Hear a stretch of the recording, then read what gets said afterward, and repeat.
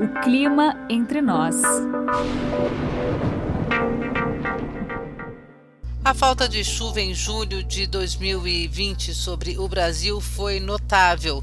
Entre as capitais, o mês terminou sem chuva em Goiânia, na região de Brasília, também em Cuiabá e em Palmas. Na região norte do Brasil, a única que teve chuva realmente volumosa foi a região de Boa Vista, onde o Instituto Nacional de Meteorologia chegou a registrar cerca de 260 milímetros de chuva. No sul do Brasil, chuva abaixo da média, em Curitiba e também em Florianópolis. Só choveu muito em Porto Alegre, foram cerca de 260 milímetros de chuva, segundo o Instituto Nacional de Meteorologia. Na região sudeste, a cidade de São Paulo só não teve um dos julhos mais secos em 40 anos por causa da última frente fria do mês, que chegou a provocar um pouco mais de 10 milímetros na capital paulista. O mês fechou com aproximadamente 14 milímetros de chuva acumulados, uma chuva bastante abaixo da média. Mas a passagem da última frente fria de julho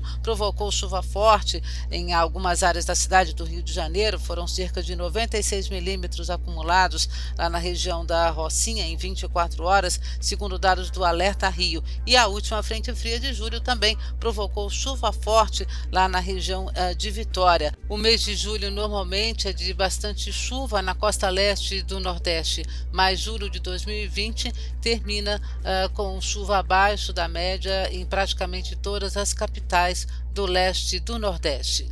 Havia previsão de uma primeira quinzena de julho com mais frio, a segunda quinzena com menos frio, e isso se confirmou. Mas esse calor que fez na segunda quinzena de julho, no centro-sul do Brasil, realmente chamou a atenção. A secura de julho também foi outro ponto que incomodou muito, né? Especialmente a região centro-oeste. É até normal chover pouco, mas como nós já vimos aí também de um junho praticamente sem chuva, então a secura de julho acabou agravando algumas situações, especialmente na região centro-oeste do país. Mas houve, na verdade, uma grande mudança no padrão entre a primeira quinzena de julho e a segunda quinzena de julho. E para a gente entender o que aconteceu com o clima em julho de 2020, hoje o Clima Entre Nós traz para conversar novamente o meteorologista Felipe Pungiro. Ele é um dos meteorologistas da Climatempo, responsável por previsões climáticas da Climatempo. Felipe, como vai você? Obrigada novamente por sua disponibilidade. Olá, Jô. Oi a todos os ouvintes. Mais uma vez, é sempre um prazer participar desse podcast aqui com você e eu estou sempre à disposição, você pode me chamar sempre que é um prazer para mim, uma conversa não só com uma colega de trabalho, mas com uma amiga, então sempre me legal. Muito. Legal. Ô Felipe, vamos bater um papinho aqui um pouco sobre dar uma fechada no mês de julho, muito bem da previsão climática para julho, em que assim, a ideia era de nós termos quatro frentes frias assim, que realmente tivessem alguma influência sobre o Brasil, né? Porque até tiveram outras que passaram muito em alto mar que a gente nem conta, mas quatro frentes frias que efetivamente teriam influência sobre o país. E eu lembro bem, tanto de você quanto a Patrícia comentando, que assim, o frio ficaria na primeira quinzena de julho. O frio de julho era na primeira quinzena de julho. E depois, assim, a situação realmente ia mudar, né? E, de fato, a gente pode sentir muito isso. Assim, as duas frentes frias que a gente teve na primeira quinzena de julho, elas trouxeram massas polares fortinhas, entendeu? Assim, tivemos até assim, uma queda de temperaturas geadas, porque vieram com massas continentais, né? Então chegou a pegar o Mato Grosso do Sul, interior de São Paulo, então elas vieram assim bem certinhas, né? E aí, assim, quando a gente analisa o mês de julho, a gente nota na segunda quinzena um ar bem mais seco, bem mais quente, as frentes frias atuaram preferencialmente em cima do sul do Brasil e particularmente no Rio Grande do Sul e sul de Santa Catarina. É como assim, como se toda a chuva do país quase tivesse caído em cima do Rio Grande do Sul e do sul de Santa Catarina, ocasionando as cheias, algumas históricas, né? Assim, foram enchentes de grandes proporções que aconteceram no Rio Grande do Sul, na parte mais a leste e nordeste do estado, né?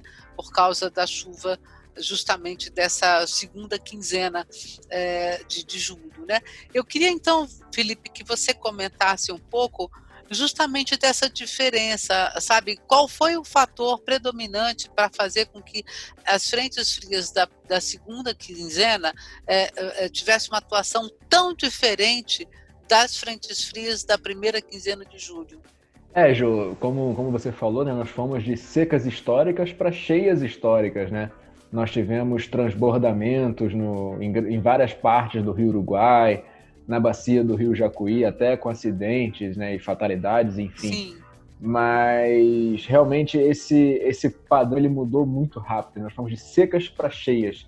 E isso está muito atrelado ao posicionamento dos jatos, né? As correntes de ventos mais intensas em altitude, lá por volta de 10 quilômetros de altitude, existem correntes de vento chamadas jatos, né? Correntes de jato, e elas se posicionaram bem mais ao sul nessa segunda quinzena de julho, né? Nós até tivemos um bloqueio atmosférico atuando ao longo dessa segunda quinzena. E os jatos, eles são os grandes causadores de toda essa instabilidade. Então, se eles se posicionam mais ao sul, as frentes frias não avançam tanto para latitudes menores, né? Não conseguem avançar para as outras áreas do Brasil. As frentes não conseguiram avançar pelo interior do país e passaram apenas ali na região sul. Em parte da região sul, né? No Rio Grande do Sul e em Santa Catarina. Isso é muito interessante, Felipe, porque como você olha, por exemplo, o mapa de anomalia de chuva, por exemplo, do mês de julho, não sobrou chuva nem para o Paraná. Praticamente a gente não teve chuva no Paraná e nem muito frio também. Quem pegou o frio agora na segunda quinzena foi especialmente o Rio Grande do Sul, alguma coisa em Santa Catarina também, mas o Rio Grande do Sul.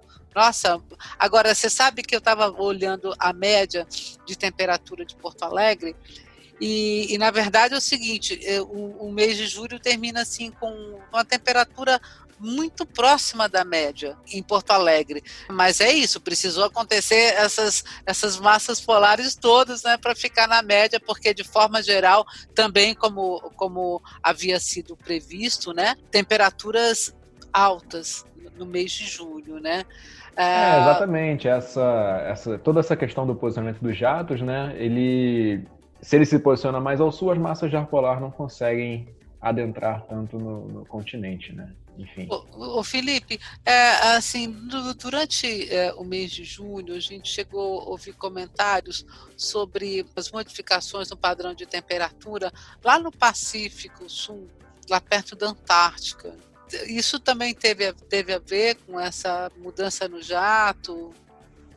Então, existe uma proporcionalidade, né, entre essa configuração de temperaturas e intensidade dos ventos em altos níveis da atmosfera, né?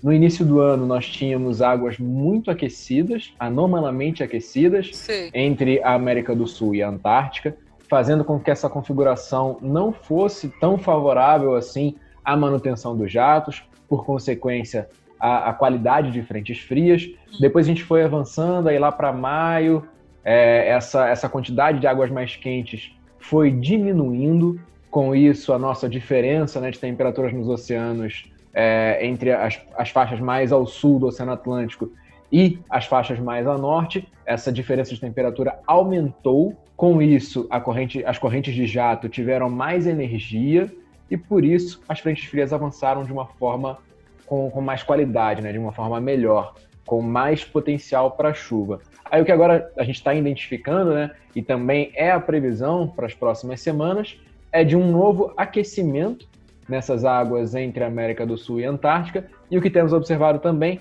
é resfriamento em latitudes menores, nas faixas mais ao norte aqui da nossa costa brasileira. Então, nessas regiões a água está resfriando, e mais ao sul a água está aquecendo.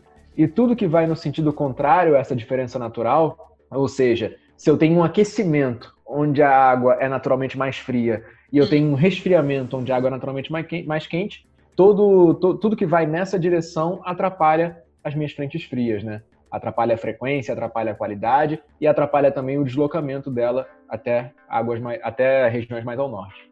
Porque daí a gente inverte todo o padrão natural, né? Certo? A gente... Na verdade, você tá invertendo esse, digamos assim, os polos das coisas, né? Certo? Porque a gente está discutindo aqui sobre anomalia, né? Sim. É claro que a gente não vai falar que no absoluto que o Equador está mais frio. Não. Mas quando a gente fala de anomalia, sim, esse gradiente ele fica bem menos intenso. Essa diferença de temperaturas fica bem menos intensa do que a diferença média. Uhum. E se nós temos uma proporcionalidade entre essa diferença de temperaturas e a qualidade das minhas frentes frias, é justamente isso que acontece. Então, eu tenho menos diferença de temperatura, menos frentes frias. Maior diferença de temperatura, mais frentes frias. É legal esse comentário, assim, porque assim, para as pessoas terem a noção assim, do poder que é quando a gente fala desse contraste térmico. Né, assim, que são essas diferenças de temperatura, na verdade é esse aquecimento diferencial no planeta todo que move as coisas. Né? Exatamente. É a diferença de temperatura que move tudo. Então, dependendo de como está o padrão, né, dessas diferenças de temperatura, né, as coisas andam para um lado para o outro. Ou, digamos assim, às vezes você tem, por exemplo, esse contraste muito acentuado, fazendo com que você tenha, então, jatos muito mais potentes e tal, né? E, às vezes, você tem as diferenças, elas continuam existindo, porém, não tão severas. Exatamente. É como se você tentasse ficasse tudo mais morninho, né? Exatamente. A gente pode pensar nas frentes frias, na incursão de massas de ar polar, como um mecanismo da natureza para trazer o equilíbrio. Exatamente. Então, se eu tenho grandes diferenças, a natureza aumenta esse mecanismo para trazer o equilíbrio. Agora, se eu tenho poucas diferenças, eu não tenho necessidade de frentes frias para trazer esse equilíbrio, essa diferença é pouquinha. Então, justamente, esse é o padrão que acontece. Essa é uma coisa interessante, porque assim, eu costumo falar para as pessoas assim, olha, o ar frio de origem polar de uma frente fria, na verdade, é a razão de ser dela. Se ela é fria, é porque ela tem uma massa de ar polar junto com ela. Isso em qualquer lugar do planeta. Se existe uma frente fria, é porque ela está trazendo algum ar polar. Né? E aí, quando você